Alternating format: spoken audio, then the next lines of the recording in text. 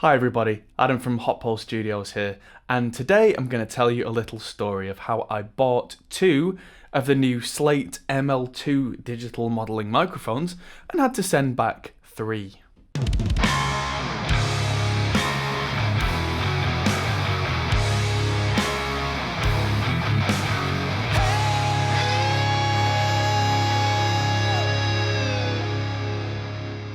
Before I go on, I want to make sure that everybody knows this isn't a rant video or a hate video or anything like that.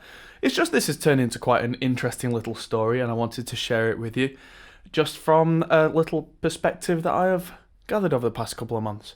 So, the Slate ML2 microphone was announced a while back. It was these little pencil condenser microphones that could sound like loads of different dynamic mics, ribbon mics, all sorts of microphones like that, and they were £150 each, and I thought, ooh, that's a lot cheaper than the Slate ML1, which was their large diaphragm microphone, which is this one here.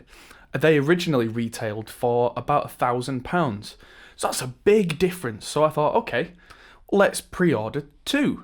So then it took forever for the stock to arrive, and when they finally did, you may have seen on my channel that I did a first look video. So I got them out of the packets, and I tried them. I put the two of them straight away onto one of these guitar cabs. It might have been this one. And it sounded phenomenal. I did a shootout with everything, and as far as I got, it sounded great. And at the end of that video, you would have heard me say that I was going to do a full in-depth review, use them as drum overheads and all sorts of other applications. Unfortunately, that video never materialized, and I'll tell you why. About an hour or two into using those microphones, I went to record an acoustic guitar, and for that I then had to crank the gain up quite a lot on the interface. Now, one of the two microphones sounded absolutely perfect, but the other one, something wasn't right. There was kind of a crackling and a very high noise floor, which you wouldn't expect. So I changed the cables, I changed the channels on the interface, I changed every possible thing that I could. And it turned out that one of these two microphones, something wasn't right. So I contacted Slate support. They got back to me pretty much instantly and said, talk to your local distributor, which I did. And the guys at SXPro in London were absolutely fantastic. That they instantly got back to me. Well, I'm really sorry about this. One of them seems to be faulty. Please send us it back. And they instantly sent me a replacement. Fine, cool. These things happen. It's a new product. Okay. A few weeks down the line, I'm using these two ML2 mics, and microphone number 2 develops the same fault. Now, I've had vintage preamps and older microphones where a capacitor has started to get old, and that's caused this kind of high noise floor and crackling and popping and that kind of thing. So I'm instantly thinking there's a capacitor in here that isn't right. And that got me thinking, because the first two that I got, the serial numbers on them weren't like one number away from each other. They must have been next to each other in the production line. So I'm thinking, okay, you know, there must have been a bad batch of components. I mean, I think they made something like 100,000 of these microphones, and it's just my luck that something like that's going to happen. So I got back in contact with SXPro, sent that one back, and yes, so at that point I'd had one replacement, and so I sent that back. And then the one remaining one that I had started to develop that problem as well. So eventually I thought, nah, I mean, here's what it sounds like. I compared this to one of the Aston Starlights that I've got, with the gain around the same kind of mark so that the sound coming out of them was the same.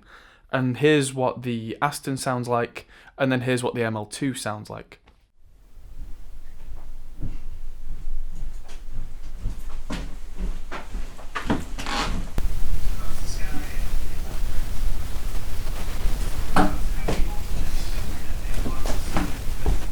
you can hear that something's not right there. And that's not with the gain at insane levels. I mean, yes, I've pushed the volume up on the video here so that you can hear it clearly without having to turn your headphones up and blow your headphones out.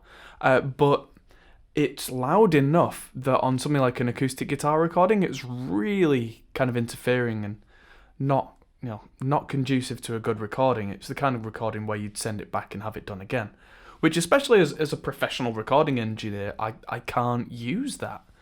So I once again got in contact with SXPro, and at that time they'd been doing this deal. The ML1 Vintage had just come out, and they were doing this deal where you sent them back your old ML1 and you got a new ML1 Vintage.